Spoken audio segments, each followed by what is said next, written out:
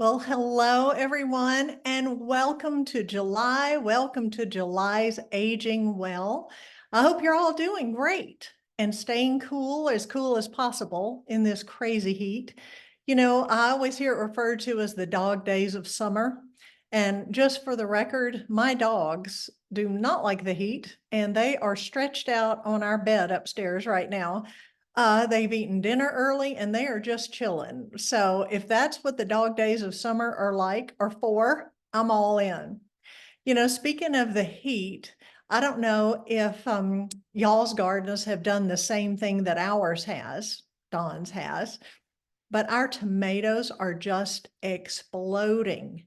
And, you know, I was talking with some friends before we got started that this is the time of year that friends and coworkers are bringing tomatoes in to offices. We're sharing them with our friends and neighbors. So I had this crazy idea. If y'all have a fun idea of something innovative, creative, delicious to do with tomatoes, email it to me at the same email address that you always get my emails from. And I will send these recipes out when I send the link out. And I can volunteer one. I can submit one. It's of course not my recipe, it's Don's, but he makes the most perfect, delicious tomato pie. And so if you've got recipes of fun things to do with tomatoes, send it to us. We can have fun. We have our Aging Well community, and this is a way that we can share fun, creative ideas. And then if anybody tries something, we can let each other know how it went. So anyway, again, it's not my recipe, probably never will be, but I would be happy to share Don's recipe for tomato pie. And I will tell you that his tomato pie has rivaled anything I've had at restaurants. So before we get too far into this, you know, I have to thank our team. I thank Tom Roth with our CTSI, Courtney Hayes with our Pepper Center on Aging, and Audrey Belfaro with our Alzheimer's Disease Prevention Program. You know, without these folks, we would not be able to do this. And without you, we wouldn't have anyone to get busy and do this for. So it definitely is a collaborative. We could not do this, wouldn't do this without you. And frankly, we wouldn't have anything to do on the second Tuesday of every month. So anyway, without any further ado, let's get started because our first segment is our cooking segment. And the Spotted Cow is a restaurant on Trade Street. They're actually in the old location of Cibo Trattoria. In fact, that was then the older location of Sweet Potatoes on Trade Street. Both of the other two restaurants have moved to larger spaces, but the Spotted Cow is there now. And the business partner and executive chef, John Tharpe, is going to share with us how to make his Mahi Mahi with pineapple salsa. And as a bonus, the restaurant's mixologist, Brad Pruette, is showing us how to make two of his summer cocktails, an elderflower lemon drop and a midnight old fashioned. So whether we drink or not, I think it's a lot of fun to see these cocktails and how they pair them with different dishes. So without further ado, I'll turn it over to the folks at the Spotted Cow. Thank you, Deb. It's a pleasure to be a part of Aging Well. Thank you so much. Today I'm going to be teaching you how to make a couple of our signature cocktails here at Spotted Cow Steakhouse. The first one's going to be an elderflower lemon drop martini. It's one of our more popular cocktails. So what you want to do is start with a shaker, scoop some ice, and then you're going to go with absolute citron. It gives it that nice lemon flavor. It's a 4 count for me. That would make 2 ounces if you're using a measuring tool. Into the shaker, and then we go in with St. Elder for the elderflower effect. It's going to be a 3 count for me, about 1.5 ounces for you guys if you're using measurements. Then we're going to go in with some fresh squeezed lemon juice, about 1 ounce. And then you just want to sweeten it up a little bit with some simple syrup, about 1 ounce of that too. I'm going to grab a glass or whatever you like to use to shake, and we're going to shake that well.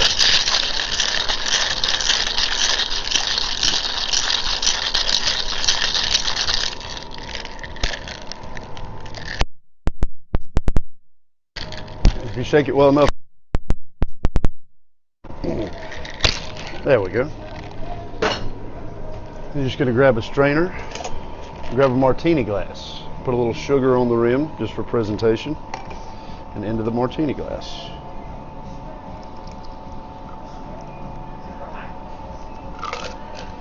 Just like that. Set this to the side. We're going to garnish with a nice lemon wedge. And that is our Elderflower Lemon Drop Martini. Pretty simple and nice, and it's very refreshing. The next thing I want to show you how to make is by far our most popular drink. It's our Midnight Old Fashioned. We're going to grab a bar spoon and a rocks glass. We're going to go in with some dark cherries first for sweetness. And I always grab a little bit of the juice as well. Set that there. The next thing you're going to use is orange bitters, about 3 dashes of that.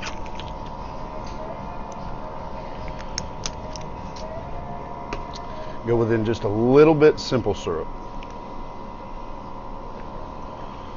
The next step is the best step. Your bourbon. We use Woodford Reserve. It's a 4 count for me. Once again, 2 ounces if you're measuring. Then you're going to come along with a big rock.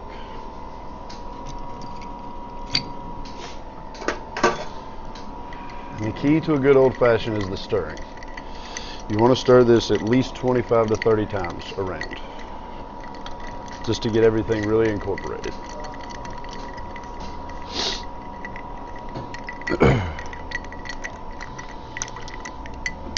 All right. Now the next part is the best part. We're going to smoke this. This is what you will see when you come to your table and you order one of these. It's a big show and it looks really great, and it actually gives it a great smoky taste as well.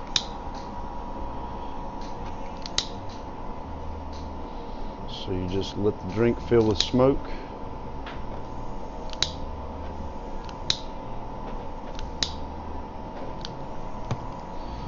Put your cap on.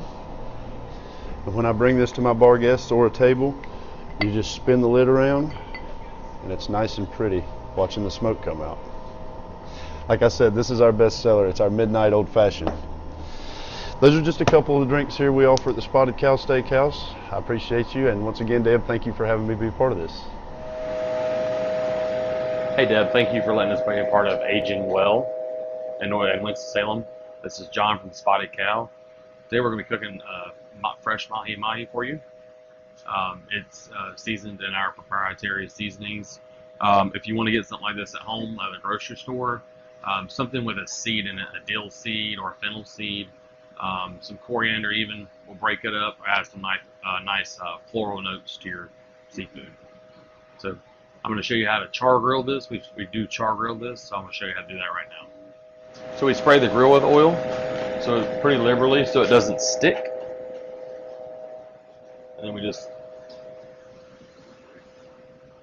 let it cook. We're gonna let it cook for a little bit. Show you how to get the grill marks on it. And then the grill is fairly hot, but it's not gonna shouldn't burn your fish. So it'll just take a few minutes. All right, so when your fish is gonna be done, ours is not close to being ready, but when it's done, here at the restaurant we can just kind of tell by touch. But at home, if you have a cake tester, which is a thin like metal needle, if you can stick it in the middle of the fish and pull it out and like stick it on your wrist or like right here your upper lip, it should be barely warm. When it's warm, it's done. If it's hot, it's overcooked. So the fish should just be warm in the middle, and that's the traditional way of telling how fish is completely cooked. If you're doing tuna or something like that, you obviously cook it rare, but a white fish, you kind of want to cook it just so the middle is warm. And those cake testers are really good, really helpful. You can do scallops, salmon, whitefish, any of that. with a cake tester. If it's warm, it's cooked. If it's hot, it's overcooked. So that's kind of how we do it. At the restaurant, we just kind of see. We cook so much, we cook them so many, we have an eye. All right, so we're gonna turn the fish now. So you want to kind of like should just come off nice and easy. If it doesn't have perfect grill marks, that's okay. But you're gonna kind of get it like that, right? It's gonna look like that. And you're gonna just turn it over, let it continue to cook. Like I said, the grill's hot, but it's not gonna burn. It's not gonna burn your fish. That's just about knowing your grill and how hot it is and cool it is and things like that. So I'm just gonna let that cook for a few more minutes and then it'll be done and we'll show you how to plate it up. All right, so our mahi's done. We're gonna tell how it's done. We're gonna just we can just push on it here at the restaurant and know it's done, but kind of separates. But if I had a cake tester, we'd put that in there. So I'm gonna show you how to plate it up. All right. So here at the restaurant, we have like a seasoned rice. We put it over, right? And then we have a pineapple salsa that we make here. It's marinated. It's pineapple. It's got vinegar, some sugar, brown sugar, cilantro, fresh diced onions, just nice and light for the summer. And we just put that over top.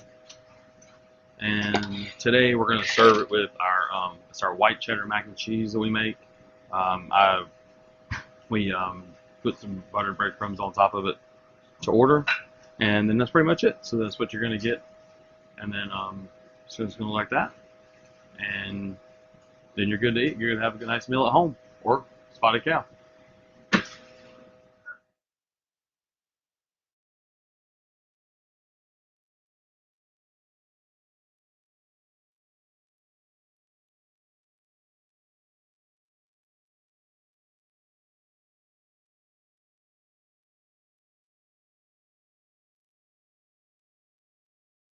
I don't know if y'all are like me. It's always fun to find new, fun restaurants. And so this is just kind of a different take. And you notice all they have in their kitchen is a flat grill and then a marked grill, with the slats on it. So they do not use pots and pans. Everything they do is cooked on those grills. So it's just an interesting, wonderful new place that hope you will join me in discovering downtown. So anyway, I don't know again about y'all, but this heat is just really doing a number on my garden, on our yard. There comes a point that I'm just going, I don't know what else to do. I feel like I'm not being a good steward of water if I'm watering too much, but yet I've put so much effort and money into my garden that I really want to keep everything looking good, doing well, thriving. And that's how I came upon the Arboretum, the Gardens and Arboretum out at Tanglewood Park. It is a wonderful, wonderful hidden gem behind the Manor House in Tanglewood Park. And it's run by the Cooperative Extension of Forsyth County. And it is just this fabulous learning garden as well as just a showpiece to see different stages of plants, different varieties. Like they had a whole garden of nothing but different types of hydrangeas. And so it is a wonderful place to go, to wander, frankly, to get lost in. But you can see going, I think at different times of the year, you can see which plants are doing well in the heat. That's when I was out there. And then they have a whole wildflower section that's just nothing but native plants for this area. So Leslie Rose is going to take us on a tour and show you how wonderful this garden is. She is an extension agent with the Forsyth County Extension Office. So Leslie, without further ado, the garden is yours. Thanks, Deb. It's great to be part of AgingWell. So my name's Leslie Rose. I'm an extension agent for North Carolina Cooperative Extension in Forsyth County. We're here at the Arboretum at Tanglewood Park. It's in Clemens, North Carolina. We're going to see the gardens and what we do here, so come on and join us in the gardens. All right, so we're in the gardens. When you come in our gardens, we try to have information about what's going on. So you can see behind me we have two different things. We've got our map sign, and it kind of gives you an idea of what is where in the garden. You can also visit this one and pick up a brochure which has the map in it, and there's a brochure at our other entrance as well. And that just gives you a map so you can see the different gardens. As we walk through, you'll see that our arboretum is split into a lot of little gardens with themes. So we have things like the perennial garden and the annual garden to show you what perennials you can grow and what annuals you can grow in this area. This sign also has information about what activities we have going on. So North Carolina Cooperative Extension is an educational organization. So our whole point of having this arboretum is to teach people about gardening. So the display gardens, if you're just here walking around, we hope that you go home with some ideas for what you can grow here in Forsyth County in the Piedmont area of North Carolina, and some ideas maybe for how you can combine those plants. But we also do events. We do a lot of classes for adults. We do a field trip for third graders in the springtime usually. And so class information is usually in this brochure holder right here. And that's just a great way. Our main focus is education and teaching people what they can do. We also have Extension Master Gardener volunteers. So volunteers are a huge part of what we do here. Deb will send you all the information we've got, but one of the things coming up is we are accepting applications for new Master Gardener volunteers. So they come weekly and help us in our garden. They put in about 4,000 hours a year just here at the Arboretum. They also do a lot of other educational things in Forsyth County, but we're really grateful to have them. We have some evening work days in the summer where also community members can come join us and volunteer in the gardens and do different planting, weeding, pruning tasks, things like that. So anyone can sign up for those. And we even had an Eagle Scout that installed this sign right here. So we work with volunteers in a lot of different ways, and our main focus is trying to teach people about gardening. All right, so we're at an arboretum, which means we feature lots of different trees. This one's a magnolia. It's a saucer magnolia. We try our best to label all the trees, but sometimes things get moved or we don't have time, but to our best ability we try to label things so you can see what they are.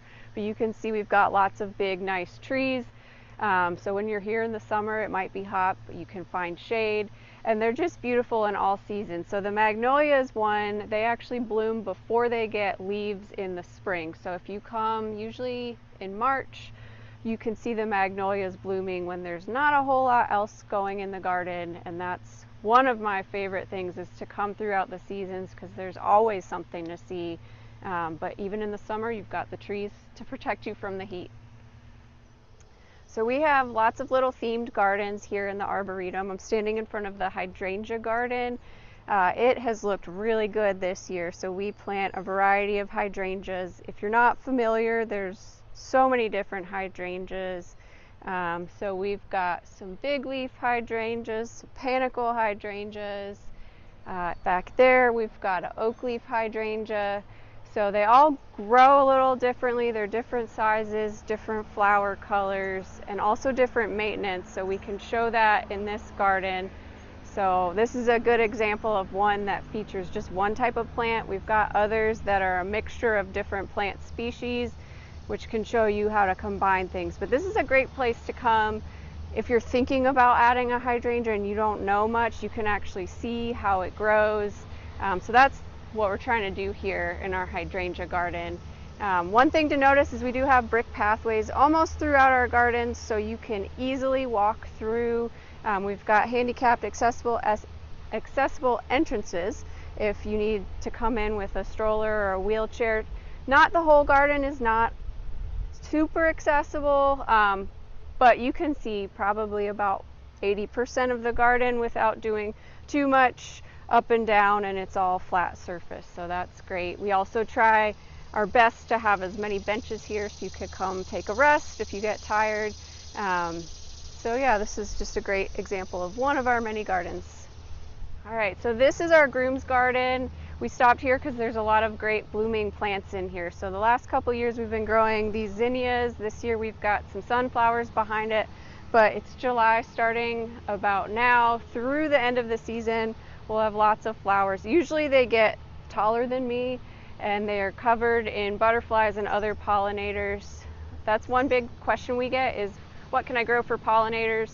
So this is an easy annual you can grow for pollinators. We also like native plants for pollinators, so we have other areas that showcase that.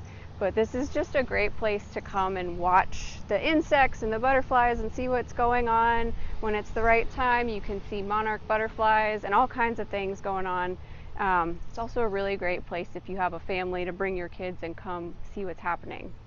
So our wildflower garden is one that is down quite a big hill, but if you look for this sign, it points you in the right direction. In our wildflower garden, we feature North Carolina native plants. A lot of your North Carolina native wildflowers are going to be shade-loving plants. So you'll see when we go down there that it's a really shady garden, but it's definitely a garden to see if you're able to walk down there and you're really interested in native plants. All right, so we're in the wildflower garden. It features North Carolina native plants. The lilies back here are about the only thing that's blooming right now. What most of these plants are is what we call spring ephemerals. So they bloom in the spring for a short amount of time, just like the name sounds like. So starting in about mid-March through April and maybe into early May, that is the peak time to come visit this garden because you get a different thing blooming every week. Lots and lots of color. It doesn't look like that right now. Right now it's just green plants. My volunteers really love this garden because it is shady. So it is a great place to escape to on a hot day. You can see we've got a fence.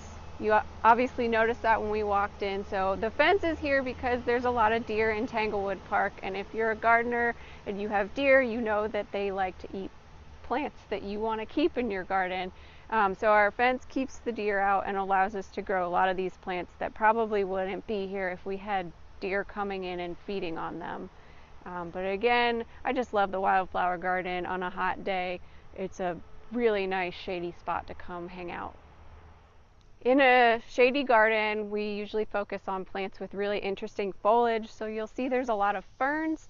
They do really well in the shade, and there's lots of different kinds. Most of them will die back in the winter, but you'll see in the summertime, even though we don't have a lot of flowers, we have lots of different interesting foliage, different textures, different colors, different sizes. So those are some great choices. It's a great place to come get inspired if you have a shady garden. I would also plug that we usually do a spring plant sale. It's usually at the beginning of May, and you can find a lot of these native plants in that sale. So it's a good place to come and get plants that you need for your shady garden, and it also supports our work here. So that's a great opportunity to come if you're a gardener in the area. So we're in our perennial garden. Perennial plants, if you don't know, they're plants that come back year after year. So usually for at least 3 years if they're in the right spot and well taken care of. So that's what we're showcasing in this garden. I love perennial plants because you put them in once, and then with good care and a little bit of luck, they come back year after year. So if you don't like replanting things every year, these are the plants for you. So we've got lots of different things blooming in here right now. So down here we have a Stokes aster. So it's related to asters that bloom in the fall, but it blooms now with these really big, beautiful purple blooms. You can see there's a lot of insects here today. And then we have some garden phlox, which is really tall. So this is our bog garden. It's also in the children's garden. This one is really neat because it features carnivorous plants. In case you didn't know, carnivorous plants are somewhat rare. They're native to only a few places. One of the places they are native to is coastal North Carolina. So they like a boggy soil. So we actually have a pond liner in here and special soil, and we keep it pretty moist for these plants. But they are perennials. They come back every year, and you can really see how they grow and how they survive here in our bog garden. So these tall ones, we have pitcher plants, and then these are actually their flowers. So these flowers have already kind of done their thing. Usually they bloom before the pitchers come up. So if you were to come in about April, May, you see flowers but no pitchers because they don't want to eat their pollinators. So they are blooming first. But the pitcher plants have, a lip around the edge, and the plants will land there, and then it's slippery and they'll fall into the pitcher. And what we usually do for maintenance each about February, we'll come and we'll cut back the pitchers, which have died back at that point. They'll be all brown. You can actually cut them open and see the remains of the insects because they have digestive enzymes. They break down kind of the squishy bits of the insect and leave bits of their exoskeleton. So that is a huge hit when we do our programs with kids to see what these plants have eaten. But the other carnivorous plants in here are a little bit smaller. So we have sundews down here. They get their name because they have like a liquid that they secrete and it looks like dew, and it'll catch insects in there, and then they use their digestive enzymes to digest the insects just like a pitcher plant would. And over there we've got some Venus flytraps. So a lot of people, when they're looking for Venus flytraps, are looking for something really big, but they're actually really small. But those will close up and capture an insect and then digest it, and they open it when they're done. One thing to know is you don't want to stick your finger in there, not because it will hurt, but because it takes the plant a lot of energy to close and catch an insect. So if it doesn't get a meal when it does that, it's a lot of wasted energy. So that's what we like to tell people is please look, but don't touch. But this is a really excellent garden to come to with people of any age. This is our herb garden, so it's a good example of a garden with a single theme. So we're showing people different herbs that they can grow. It's not just one species, but we have things like mint and basil, things that you would cook with, but also other herbs. So they have herbs that people use for crafting, things that maybe people use medicinally, lots of different types. We've got a few volunteers that are really experts in this area. Some of the things I would never have thought of as being herbs are in here for various reasons. Some of them are herbs that are mentioned in the Bible, things like that. So it's a cool place. The beds are marked. Each one has a different theme, so you can come walk around and see. It's also a great real life example of how some of these things grow, because if you've ever grown mint, you know it's pretty aggressive. So we've got one bed that's almost all mint. So you can see that in action here. So we've given you kind of an overview, just a small sampling of our gardens. There's a lot that we didn't get to today, so you'll have to come out and visit on your own. So like I said, the Arboretum is located inside Tanglewood Park, which is in Clemmons, North Carolina. So you'll come to the park. You do have to pay a $2 entry fee to get into the park. But once you're in, go through the gates, you'll see the stables on your right, and then you'll pass the manor house on your left. The Arboretum is behind the manor house. So we get a lot of people that say they didn't know it was here. So look behind the manor house and you'll find us there. Even if the gates are closed, they're not locked, so you can walk through and visit anytime the park is open. I hope you'll take a chance to come in different seasons and see what you can learn or just enjoy a little bit of peaceful time in our garden.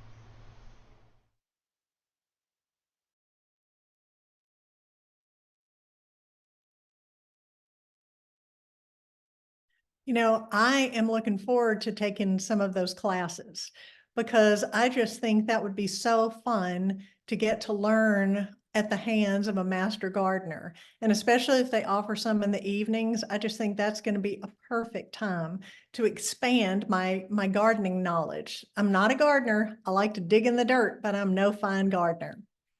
So tonight, I'm so excited for our educational speaker because I don't know if y'all are like me, but I'm just, you watch TV for any length of time and there's all these skin and hair and all these cure-alls that if you use this product, you will have the skin of a baby or you will have the hair of Rapunzel. And so I reached out to Dr. Strowd and I said, I think this would be so interesting for you to help us try to decipher fact from fiction. Because if all of these products worked, we would all be running around looking like we were teenagers without the acne. So without further ado, I'm tickled to turn it over to Dr. Lindsay Strowd. She is a dermatologist at Atrium Health, Wake Forest Baptist, and she is going to help us figure out the difference, fact versus fiction. Great. Thank you so much, Deb. I am going to share my screen here. Make sure you guys can see what I am showing you.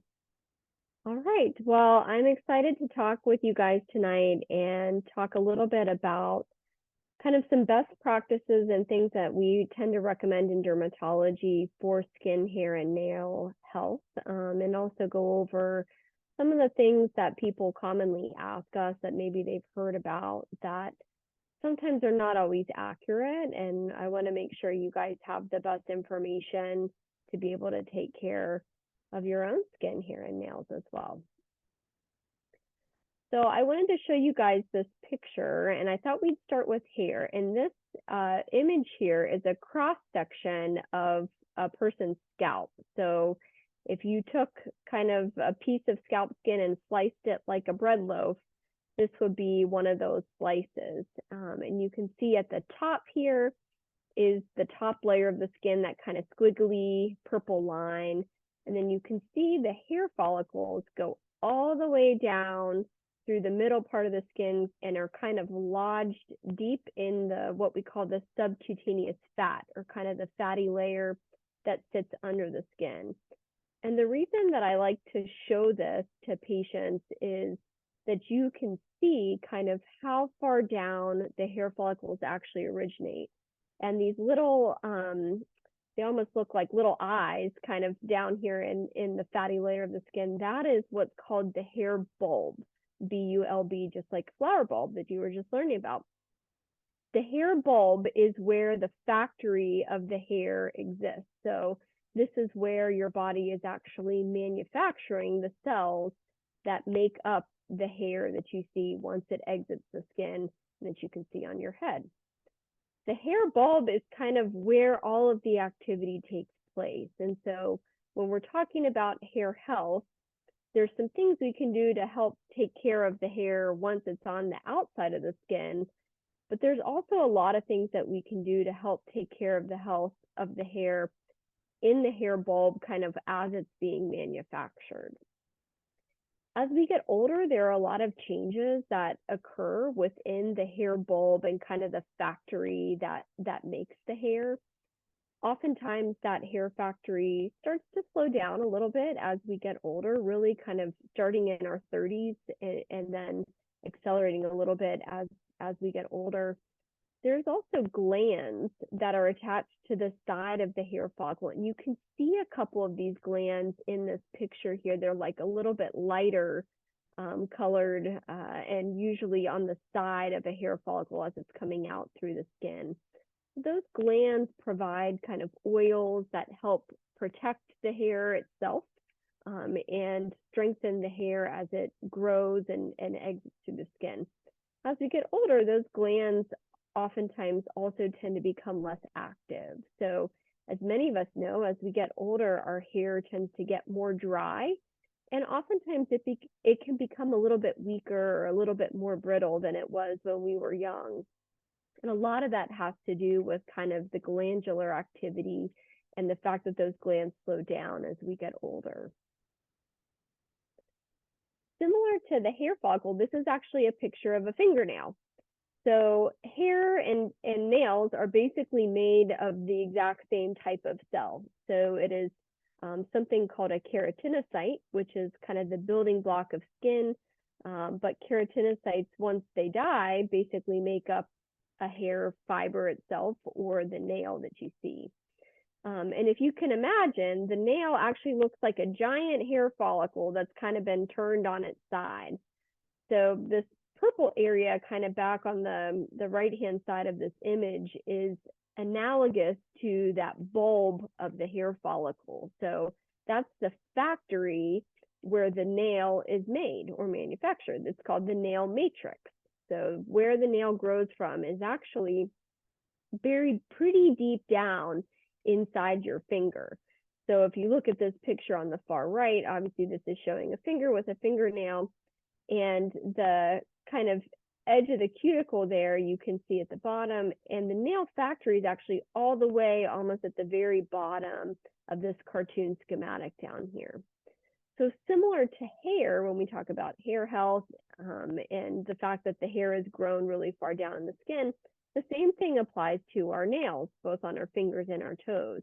The actual making of the nail occurs really far down in the finger, And what you're seeing kind of with the hard part of your fingernail or your toenail is actually kind of old nail that's already been produced and is being kind of pushed out the end of our fingertip. The actual hard part of the nail that you can feel and kind of tap with your finger is called the nail plate, and that is pictured here. So this is important to understand because we'll talk about things you can do to help protect your hair and things you can help protect your nails as well. So I think it's important to kind of understand where the nail and the hair are actually made in the skin. So how do we kind of protect our hair? And a lot of what I will talk about with patients is, as we get older, because those glands are not as active as they used to be in our scalp, that we really don't need to wash our hair as often as we used to. And many of us will tend to wash our hair maybe once a week, maybe twice a week. And the main purpose of washing the hair is really to help kind of get rid of any excess oils that have built up, on the scalp surface or on the hairs and kind of reset things in the skin.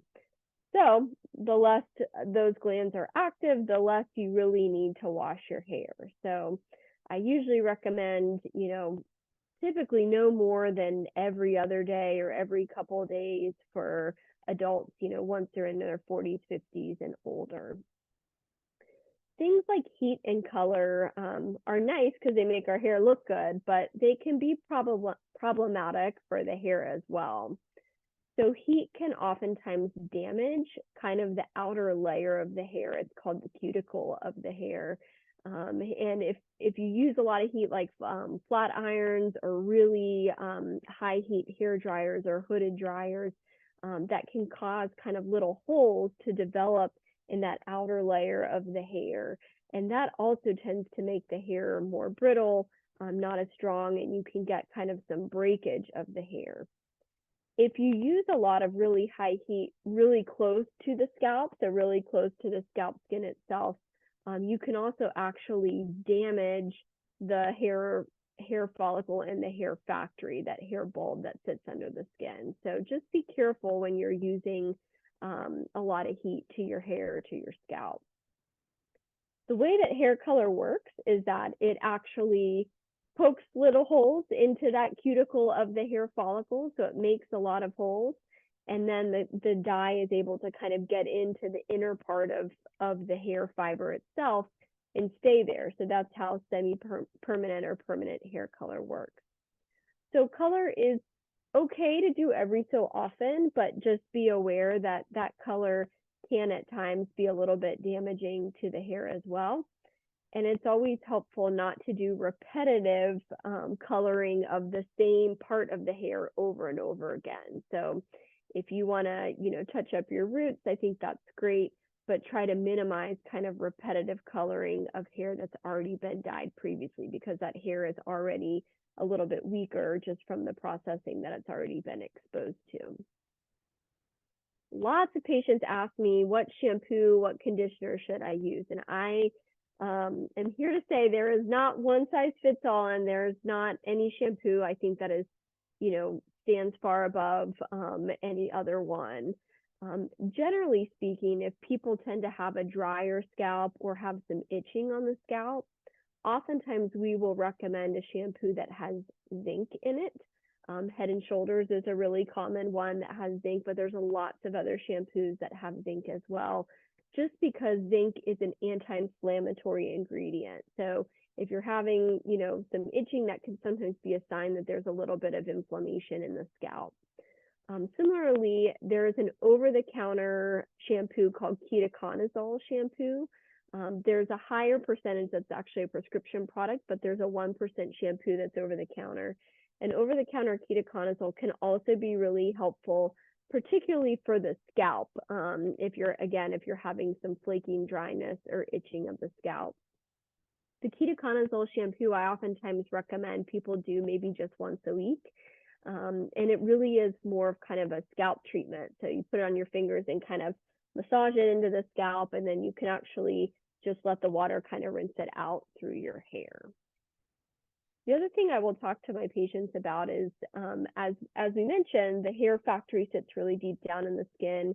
it can be influenced by things that are happening inside of our body. And diet and nutrition is a really big part of overall skin health, but also hair and nail health as well. So I want to make sure when my patients, particularly patients that have maybe a really specific diet, like if they're a vegan or have other kind of major dietary restrictions to their diet, that we're making sure they get enough protein into their diet, because protein is the building blocks of skin, hair, and nails. So a higher protein diet is almost always better for our skin, hair, and nails. And there are some kind of nutritional values as we get older that can kind of like sneak down over time. Oftentimes we don't really have a lot of symptoms that go with that. But if certain vitamin levels get kind of low, it can stress the skin and stress the hair and the nails. And therefore the hair factory doesn't kind of work at 100%. So it's not making kind of the same quality of hair or the same quality of nail that it's used to doing. And the three most common ones that we tend to see in patients, and that oftentimes I will check on patients if they need it, if they're having some hair issues, is your iron. So iron is one that sometimes we don't absorb as well as we get older. Your vitamin D, so people can get low levels of vitamin D, it can be sneaky. And your vitamin B12 level, so iron, vitamin D, vitamin B12, those are three that we know can really impact the hair and nails. So there's obviously lots of stuff out there about things that we can do to help with thinning hair.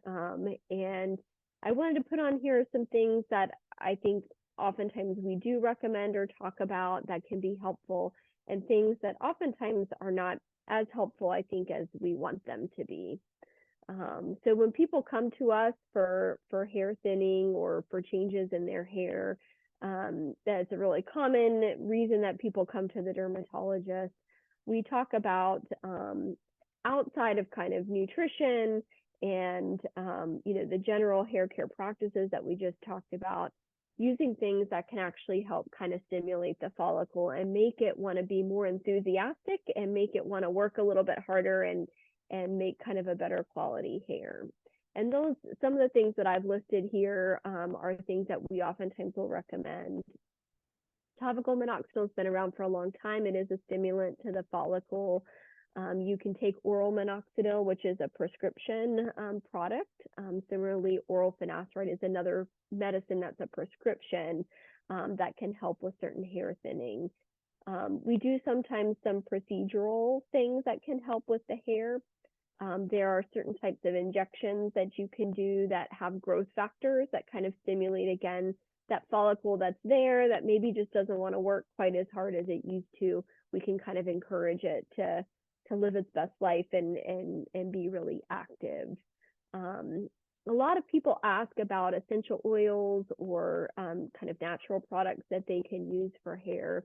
There are some specific oils that have been shown kind of in studies to stimulate the hair follicle. My favorite one that I recommend to patients is actually pumpkin seed oil. So pumpkin seed oil was shown to be basically as effective as topical minoxidil for stimulating the hair follicle. And that's a product that you can get, over the counter at Whole Foods or like a vitamin shop. Things that generally are not super helpful, biotin is a big one. I have a lot of patients that come that are on biotin for their nails or for their hair.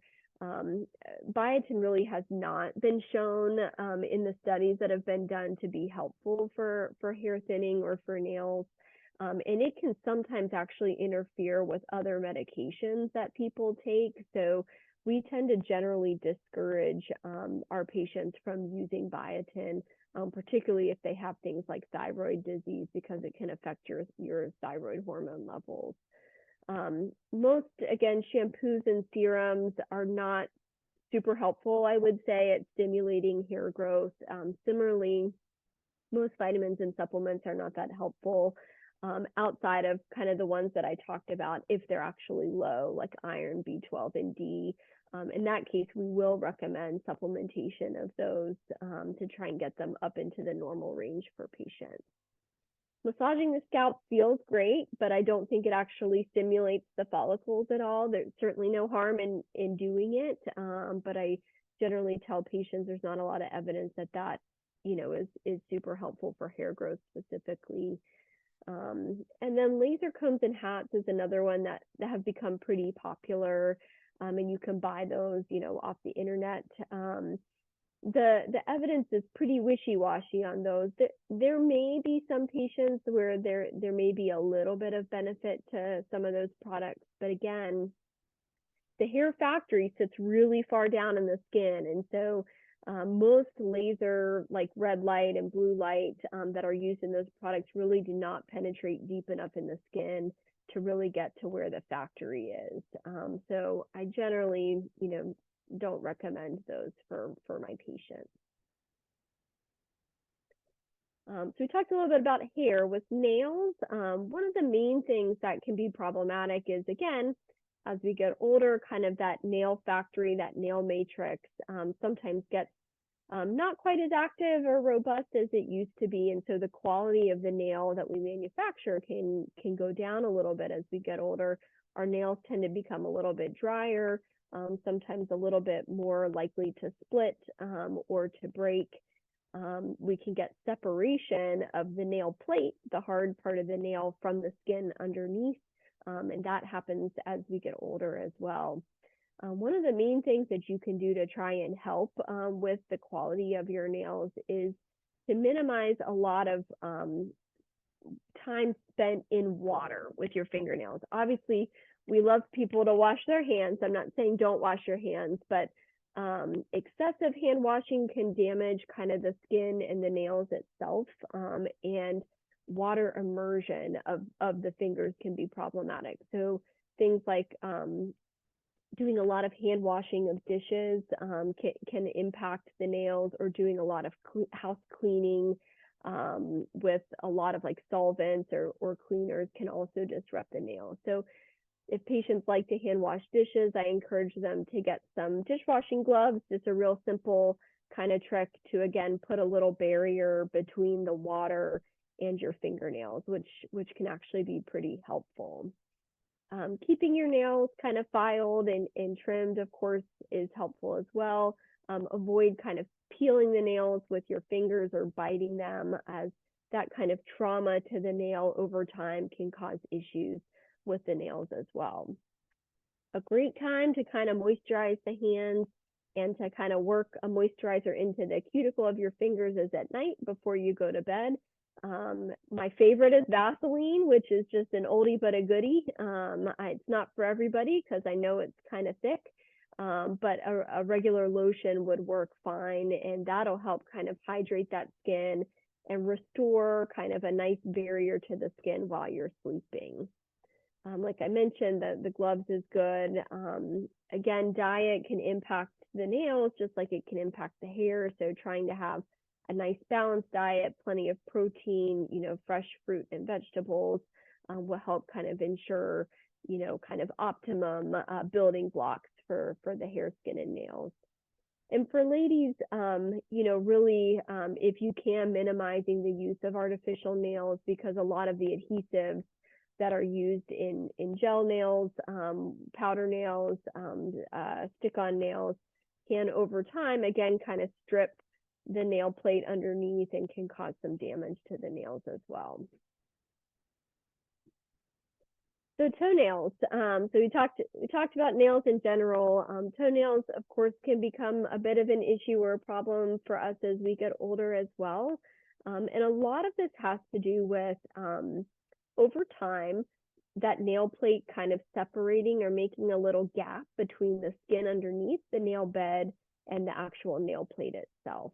And when that happens, it creates like a little home. It's like a little cave where sometimes bacteria or yeast or fungal things can kind of get in. They kind of crawl into that little space that's created between the nail and the skin, and it can create an infection. So this is a picture of basically a fungal nail infection of the toenails. This is also an issue because as we get older, our immune system does not do quite as good a job of surveying the nails and the skin and looking for infections. So that's another reason why we don't see a lot of fungal nail infections in children or in young adults, but kind of like middle age and older, we get a little bit less of our immune system looking for fungus and for yeast and bacteria. And so that makes it easier for them to kind of set up shop.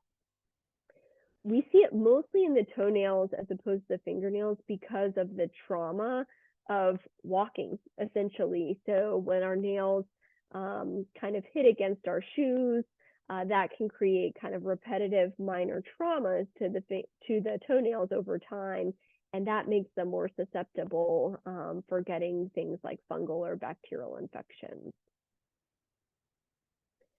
So things that can help with toenails, again, keeping the nails kind of filed down. So I always prefer filing over clipping or other methods of shortening the nails just because it's the least traumatic way to kind of treat the nails. Making sure that the shoes that you're wearing are not too tight against your toes. So kind of minimizing that trauma of the toenail kind of hitting the end of your shoe. If you are wearing shoes, wearing socks, that it adds a little cushion and also can help wick away a little bit of moisture that can occur in the toes and the feet. If you tend to have feet that are a little bit on the more sweaty side, that's totally fine and very, very normal. But wearing more absorbent socks or using like a foot powder that can be absorptive and kind of wick away more of that moisture can help preserve kind of the normal integrity of the nail and the skin. And then for people that have fungal infections, oftentimes we will prescribe sometimes an oral medication to try and help with that.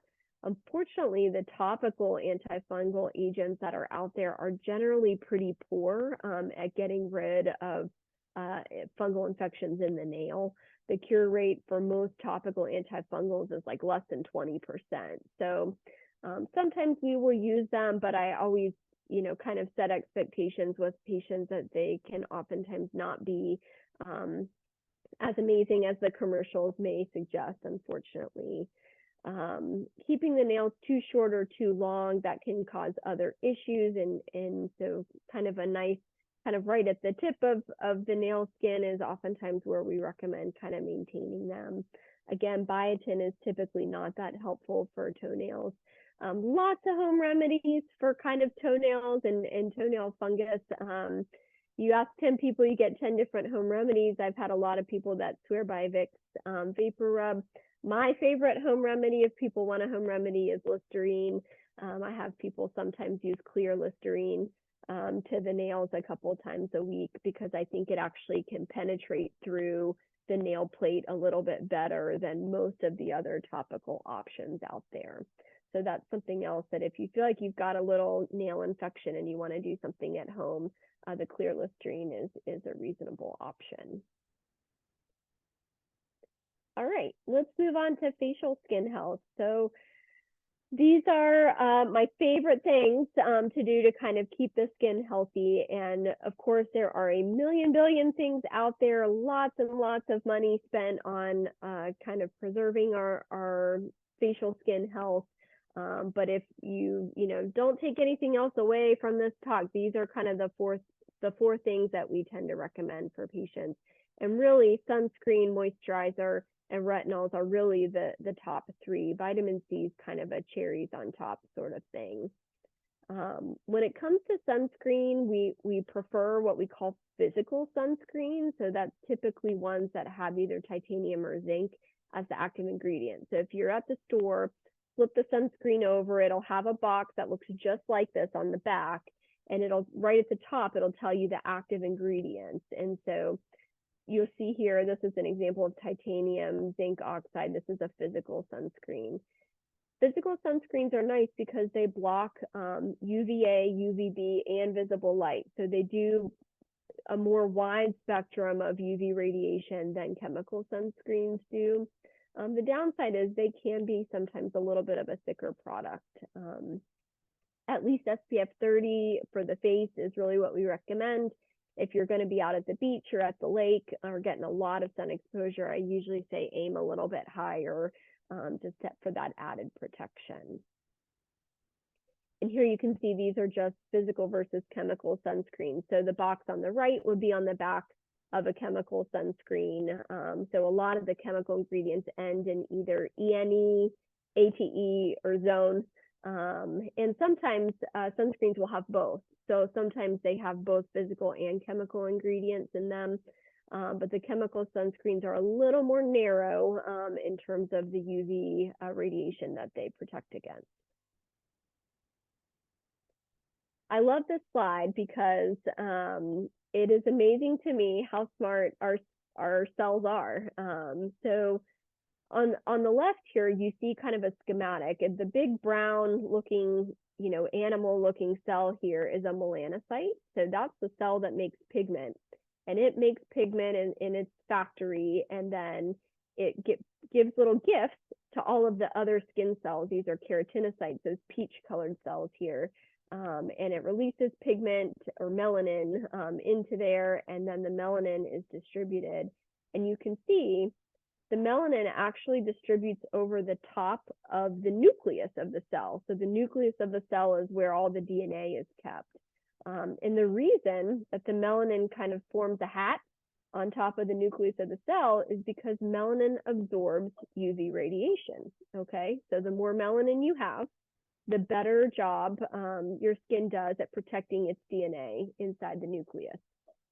So it makes a cap because the sun's coming from the outside, right? And the nucleus is here. And so you want to kind of put that protective layer between the UV radiation and the DNA inside. So it's a hat, which I think is pretty cool.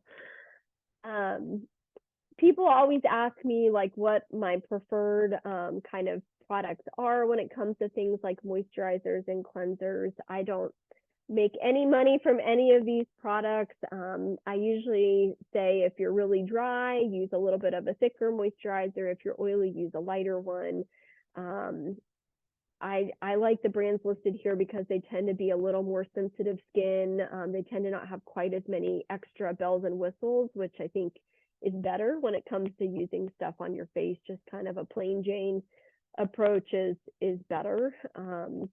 In terms of cleansers, we generally overwash our face, I will say. So using a cleanser, if you've had sunscreen or makeup or other things on your face at night, I think is reasonable. You really don't need to wash your face in the morning. You can use water certainly, but most adults really do not need to clean their face more than at most once a day in the evening. And gentle is best.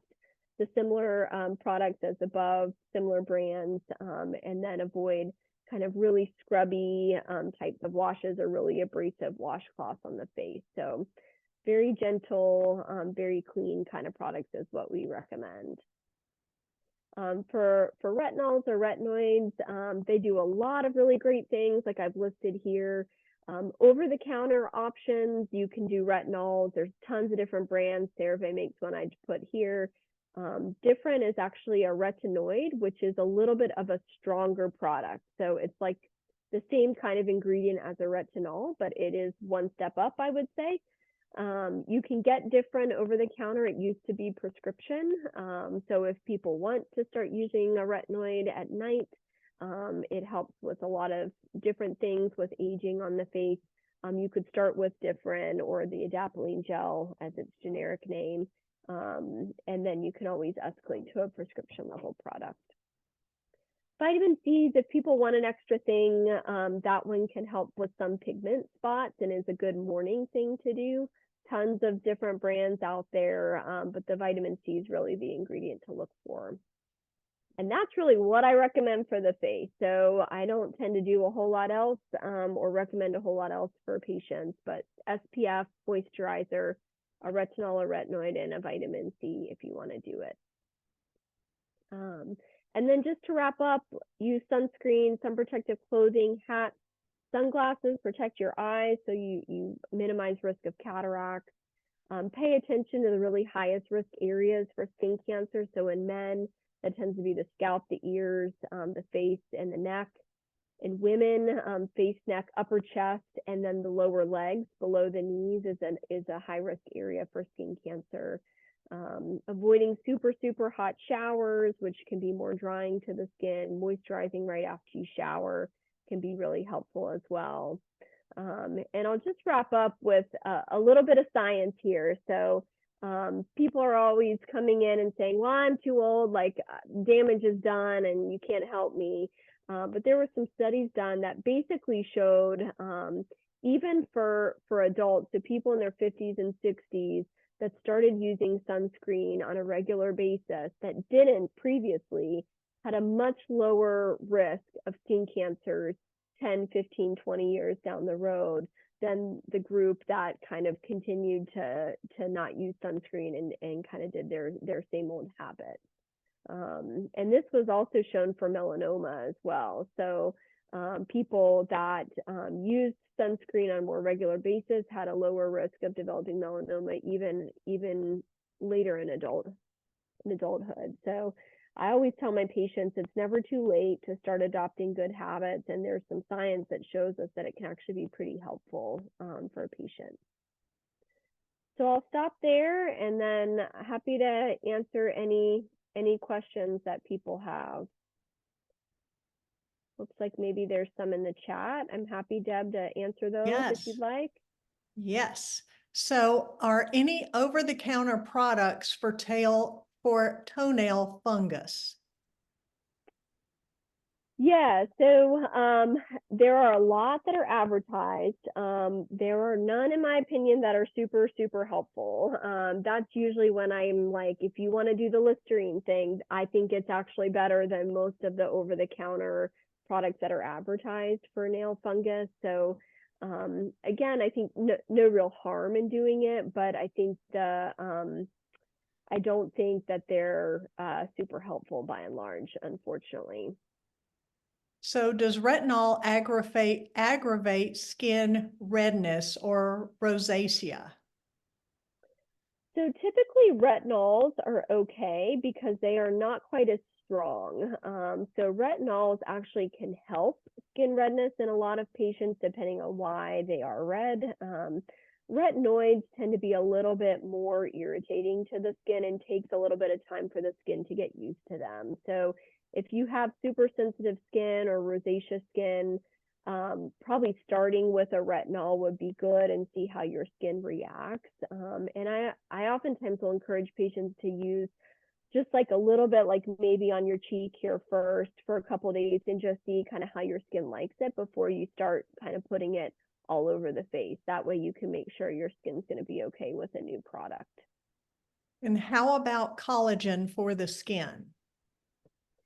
Yes, great question. Lots of people ask me about collagen. Collagen supplements do absolutely nothing for your skin, hair, and nails. So I am sorry to say that. But when patients are taking those, again, I think no harm, but no help. So I usually recommend not doing that. Yeah. That's good that we're not wasting money on these products that are promising miracles. Yeah. So, and here's a question that I can relate to. Is there a difference in the skin around the eyes? Do you need different products for that area? Yeah, the skin around the eyes is more delicate. So that skin is thinner than the skin, say, on your nose or on your cheek or your forehead. But generally speaking, you can use similar products around the eyes, especially if you're using pretty gentle moisturizer or gentle cleansers. Moisturizing the skin around the eyes, I think, is really important, and that can help prevent things like styes and other kind of irritation of the eyelid skin. Most eye creams, again, are not super helpful. There is nothing topically that helps under eye darkness, I will say, which is a really common one.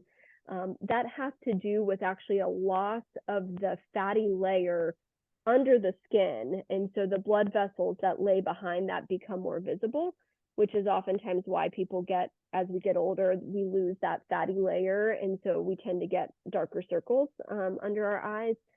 So no topical cream will like fix that. Unfortunately, I say get a really great concealer is usually my answer, which people don't love that answer. But again, the eye creams can be pretty pricey, and generally they're just kind of like a really elegant moisturizer is basically what they're doing.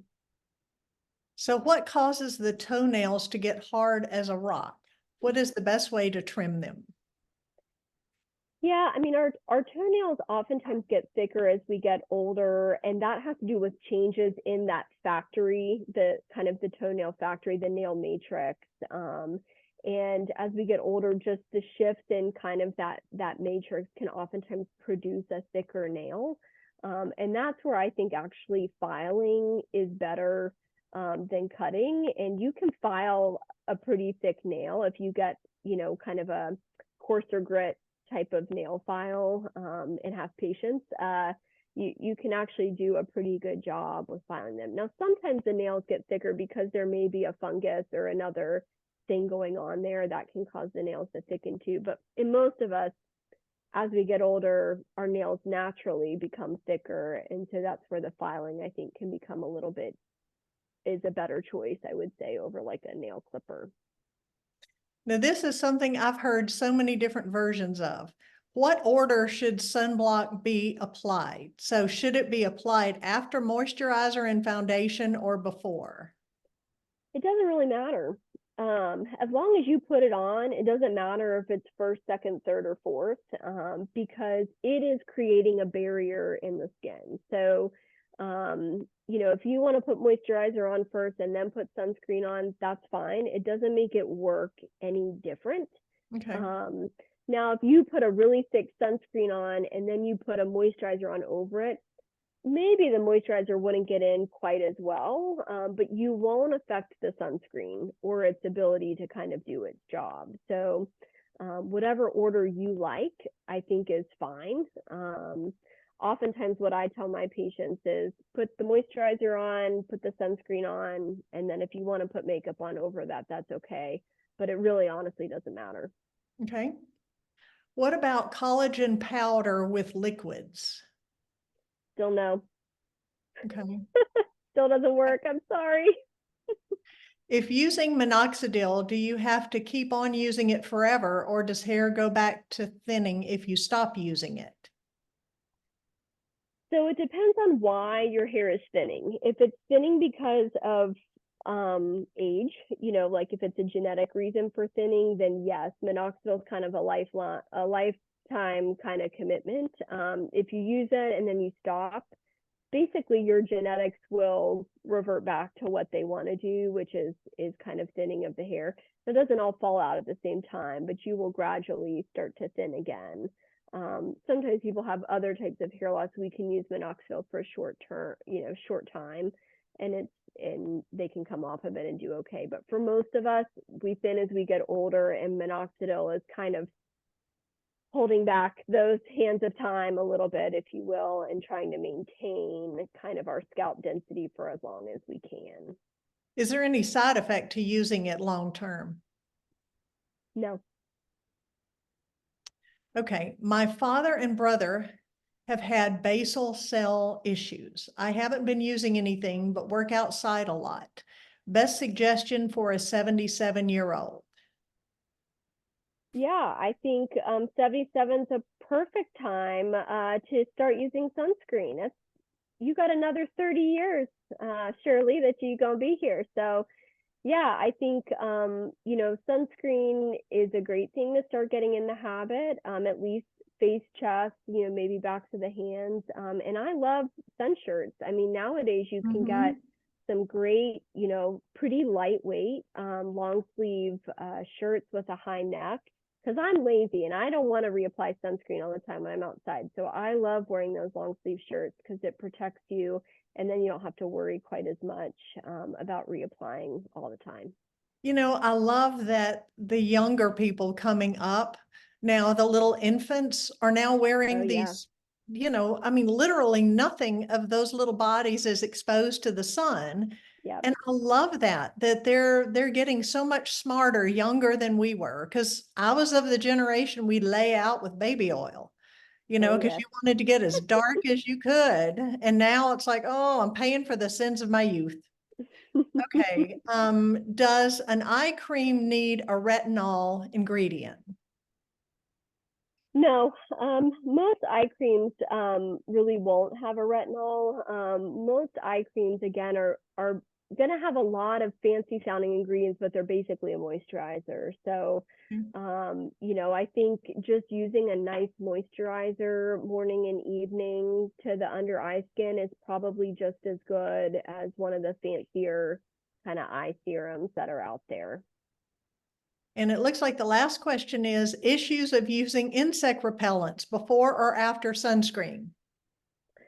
Yeah, I'm not aware of any studies that have looked at this specifically. I generally tell people put sunscreen on first, and then put the insect repellent on, just because oftentimes the repellents have some solvents in them because they're like a spray, you know, that people are using. And so I think sometimes those may affect the sunscreen and how well it sticks to the skin.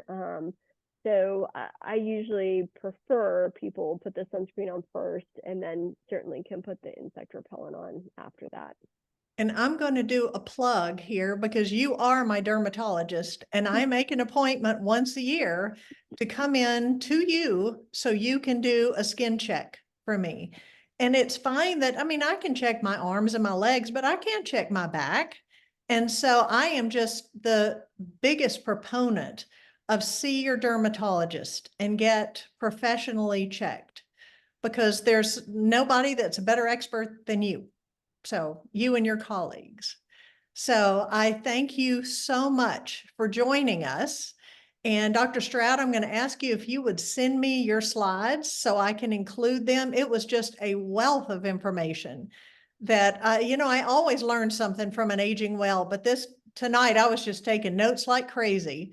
So thank you so very much for joining us, for sharing these tips that will work, as well as kind of giving us a heads up about some things that may not be as effective. And I mean, none of us want to waste our money. You know, if it's a couple dollars or some of those fancy creams that you buy in the department stores, a whole lot more than that. So thank you for sharing this with us. And August 13th, make a date to be back here, 5:30 to 6:30 for more Aging Well.